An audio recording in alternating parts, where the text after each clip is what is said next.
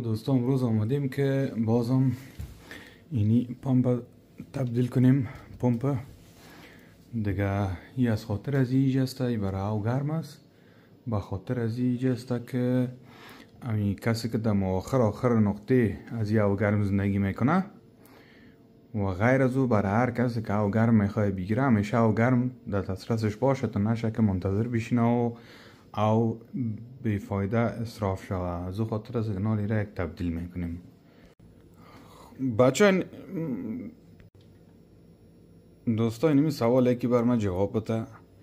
اینجا 3 دانه لاین است، یکیش فاز است، یکیش هم رفت است، یکیش هم اردون میهن برش خاک.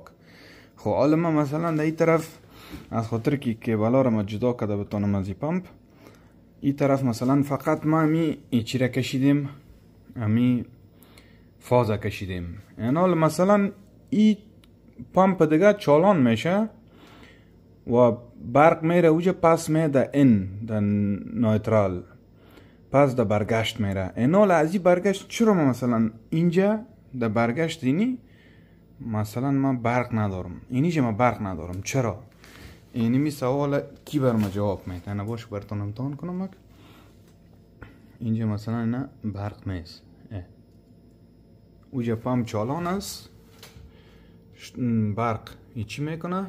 چرخ خدا میزنه، میایه از این را پس میره در به جای خود در جین بکس، پس میره از اون طرف که آمده.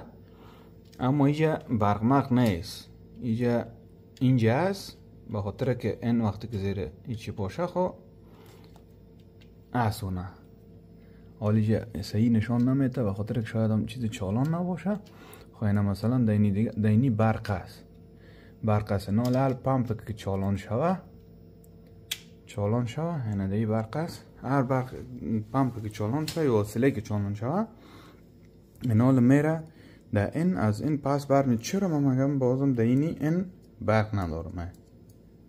این اینام کلش یکی از داخل یکی دیگه است. همین سوال کس جواب بده.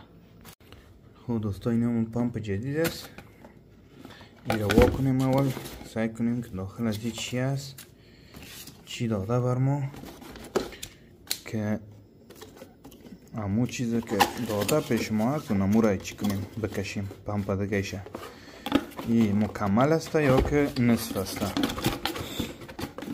باش کنی برای نه این مکمل است، این کامل است. این را میتونیم که کامل تبدیل کنیم یک در یک، یعنی که اوما باید بسته کنیم، کلا پمپ باید تبدیل کنیم به خاطر که یا پمپ های است که این ازی جواز میشه این کلگی رو خود کلگی پمپ تبدیل کنی و این پایینش میشه بانی. اینا ببینیم که دو میایه یا نمیایه. باز بعد از اون ایره کتش تبدیل میکنیم یک جای، اگر نه که کلان تبدیلش میکنیم. این پمپ هم یک ده یک اینجا کار دادونه، تبدیلش کردیم و کشش کردیم، برقشان وصل کردیم، این تیمتیمه کم پس داخلش انداختیم و کار میته و صافه و سطره.